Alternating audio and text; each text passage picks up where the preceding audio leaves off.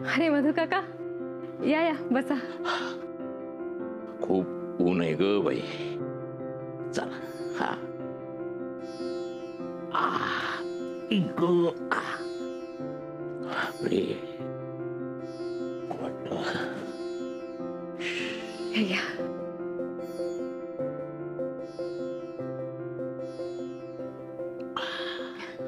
बरं वाटलं. हे घे. हे काय? अलकाने लाडू आणि चिवडा करून दिलाय. बापरे, अलका काकींच्या उत्साहाला तोड नाही. अगं, मुलांसाठी काही करायचं म्हटलं ना की तिला दुप्पट जोर येतो बघ. आताशा अथर्व आणि आर्यन इथं नाही आहेत, त्यामुळे तिला तितकंसं करता येत नाही, हे खरं आहे. कशी आहेत ती दोघं? ती दोघं ना एकदम मजेत. सिमल्याला आहेत. एक दिवसाआड फोन करतात मला. हो, मलाही परवा फोन आला होता. अरे वा, छान. बरं मानसी, ईशा कशी आहे ग? बरी आहे. ती आजी आजोबांजवळ झोपली आहे. तू इथून निघून गेलीस की तिला चुकल्यासारखं वाटणार बघ. तसं होऊ नये हीच इच्छा आहे. इच्छा खूप असते ग. आता ईशाची जबाबदारी घ्यायची हे विक्रांत 10 वेळा बोलला, पण त्याला ते जमणार आहे का? म्हणजे हॉस्पिटल सोडून तो हे सगळं करत बसणार आहे का? आणि त्यात काय, घरच्यांची साथ नाही. म्हणजे मी, अलका, विजय ईशाचं सगळं करायला तयार आहोत, तुला माहिती आहे ते. पण ईशाला घरी आणण्यावरून मोहन आणि गीता घर सोडून गेले. आता आम्ही हट्ट करून तिला घेऊन गेलो तर माईच्या चेहऱ्यावर आठ्या आणि नानूची नेहमीची आरडाओरड. आम्ही दोघही, विजय आणि मी, दुकानावर. कसं काय जमणार? आणि खरं सांगायचं, ते एवढ्याशा लहान मुलीचं काही सगळं करायचं ना, हे पुरुषांचं काम नाही ग. म्हणजे सगळी जबाबदारी शेवटी अलकावर येणार. आता अलका दुनियेची घाबरट, त्यात माईचा धाक, सगळा गोंधळ आहे ग, बाकी काही नाही. मानसी, तू टेन्शन घेऊ नको. तू आपल्या अभ्यासाला लाग. मधु काका, तिच्या जन्मापासून सगळं मीच करत आलीये. काळजी तर वाटणारच ना. अगं, निघेल काहीतरी मार्ग. तू जशी तिची काळजी घेत होतीस ना, तसं तिची काळजी घ्यायला कोणतरी उभं राहील बघ. चल, येतो मी. दुकानावर माल यायचा आहे ना. मधु काका, चहा तरी घेऊन जा. तू बाहेर केवढं उकडते, चहा कसला? अहो, मग मी सरबत आणते तुमच्यासाठी. खरंच नको ग. तू तुझ्या तयारीला लाग. चल, मी निघतो. तू पोचलीस की फोन कर, कळव मला. चल, येतो ग बाई. काळजी घे. आणि इथली काही काळजी करू नकोस, आम्ही आहोत. हा.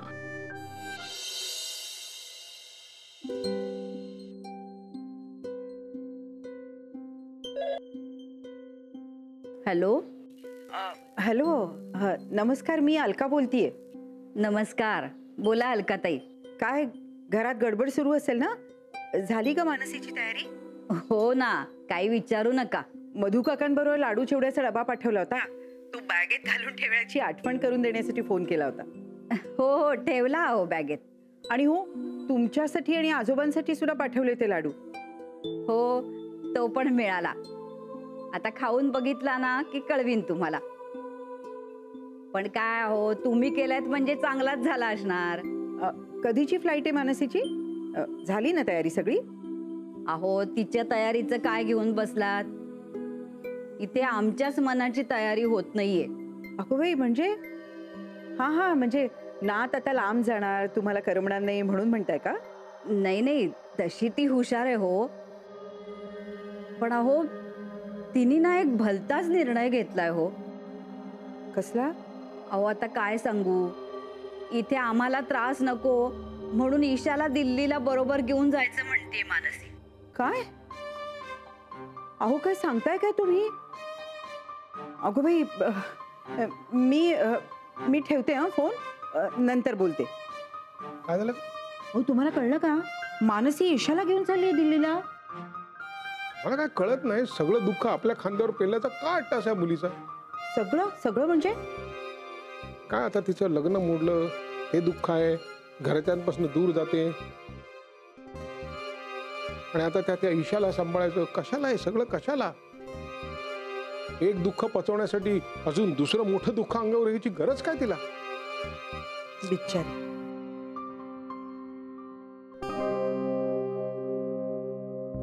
अरे ही एवढं काय घेऊन आले? तिलाच विचारा आता. मनू, हे एवढं का आणलेस तू? महिन्याभराचं वाण सामान आणि 4 दिवसांचा भाजीपाला. अगं कशाला हे? अगं उद्या मी जाणार आहे ना, मग लगेच तुम्हाला बाजारात धाव करायला लागो. कमाल आहे तुझी. पण काय ग, पुढच्या महिन्याचं सामानाचं काय करायचं? सगळ्या दुकानदारांची सगळं ठरवून आली आहे मी आजीला फोन करून विचारेन की तिला काय काय हवंय. त्याप्रमाणे त्या दुकानदारांना ऑर्डर देईल आणि मग सामान घरी येईल. हा असा दिल्लीत बसून इथला बाजारात करणार आहेस का? येस. अगं मनू, तुझं कॉलेज, त्याचा प्रवास, ईशाची उस्तवार, ह्यात सगळं तुला झेपणार आहे का? आजी, माझं सगळं टाइम टेबल रेडी आहे. हे बाजारात वगैरे आठवड्यातनं एखादा तास. एरवी 5 तास कॉलेज, त्याच्यासाठी 2 तास प्रवास, 2 तास माझं आवरण्यासाठी, 4 तास ईशाला, 4 तास माझा अभ्यास आणि मग 7 तास व्यवस्थित झोप. सगळं ठरलंय. डोंट वरी. काय आजोबा? नाही ग मनू, ही फक्त कागदावरची आकडेमोड. ही ईशाच तुझे दिवसातले किती तास खाईल बघ. हो द्या ना आजोबा, तोही माझा अभ्यासच आहे की. म्हणजे अहो, मी दिल्लीला पोस्ट ग्रॅज्युएशन पीडियाट्रिक्स मध्येच करते ना, त्यामुळे ईशाची मला अडचण नाही, उलट तिची मला मदत होणार आहे. ईशा माझ्यासाठी एक जिवंत मॉडेल असणार आहे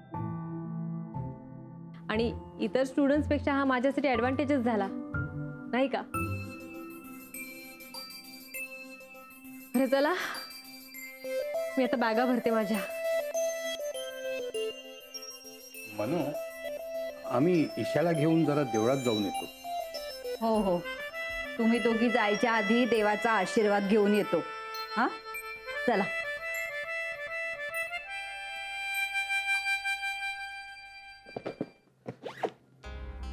मानसी,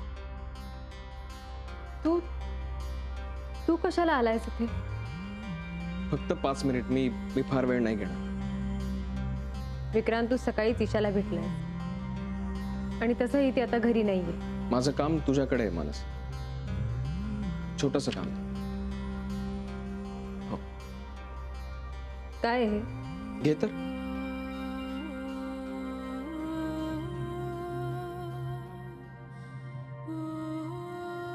चेकबुक. मी सगळ्या चेक्सवर सह्या केल्यात.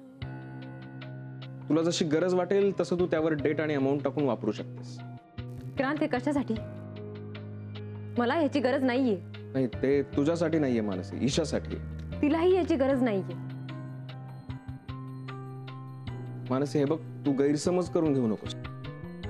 मी ईशाची जबाबदारी घेणार याचा शब्द दिलाय म्हणून. ईशा आता माझी जबाबदारी आहे विक्रांत. हो, पण खर्च येणारच आहे ना. ते कसं करायचं ते मी बघून घे. हे बघ मानसी, तू गैरसमज करून घेऊ नकोस. विक्रांत, ईशाला पैशाची नाही, तिला प्रेमाची गरज आहे.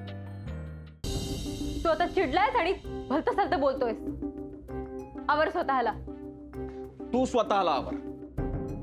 मला ईशाची काळजी वाटते म्हणून मी बोलतोय. ईशाची आणि काय? काही नाही. नक्की? पण म्हणून इतक्या टोकाला येऊन भांडण्याचं कारण काय? कारण मला तिच्यापेक्षा जास्त